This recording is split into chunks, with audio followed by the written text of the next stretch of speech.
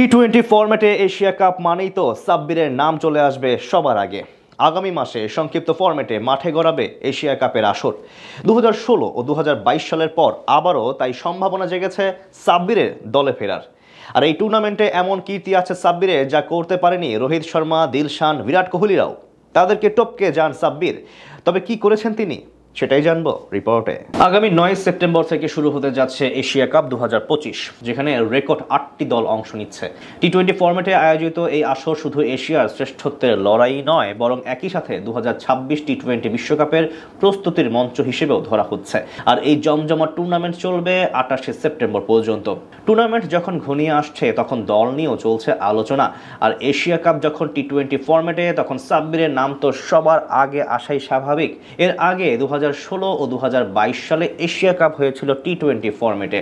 দুবারই দলে ছিলেন সাব্বির রহমান। তবে 2016 সালে যে ফাইনালে পৌঁছে গিয়েছিল বাংলাদেশ, সেবার পুরো বিশ্বকে দেখিয়ে দিয়েছিলেন সাব্বির নিজের সেরা ছন্দে তিনি কতটা ভালো।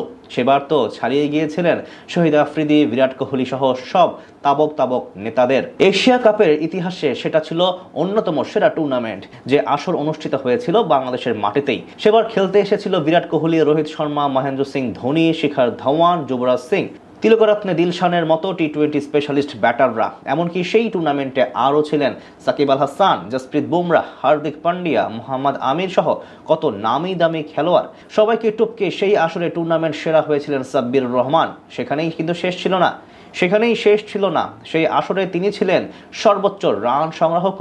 শুনে অবাক লাগলেও এটাই বাস্তব। সেই টুর্নামেন্টে এতটাই অসাধারণ ছিলেন তিনি। এমন কোনো বোলার ছিলেন না যাদের উপর চড়াও হননি সাব্বির।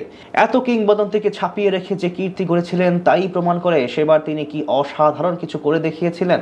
ভারতের বিপক্ষে প্রথম ম্যাচে বাংলাদেশ বড় ব্যবধানে হারলেও ব্যাট হাতে জ্বলে উঠেছিলেন সাব্বির রহমান।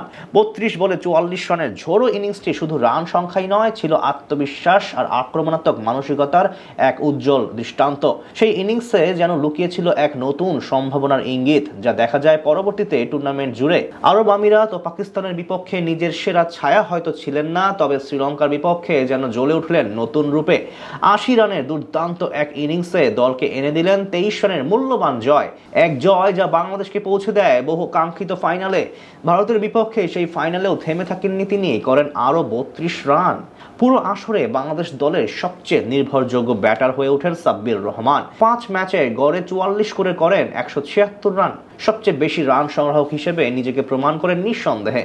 তার ব্যাটেই ভর করে বাংলাদেশ পৌঁছে যায় ফাইনালের মঞ্চে, আর সমর্থকরা খুঁজে পায় এক নতুন নায়ককে। যদিও সেই সাব্বির এখন দলে নেই, তবে আরেকটি এশিয়া কাপের মঞ্চে খোঁজা যেতেই পারে সাব্বিরকে। তবে তিনি কি ফিরবেন দলে, সেটা না হয় সময়ই বলে দিবে।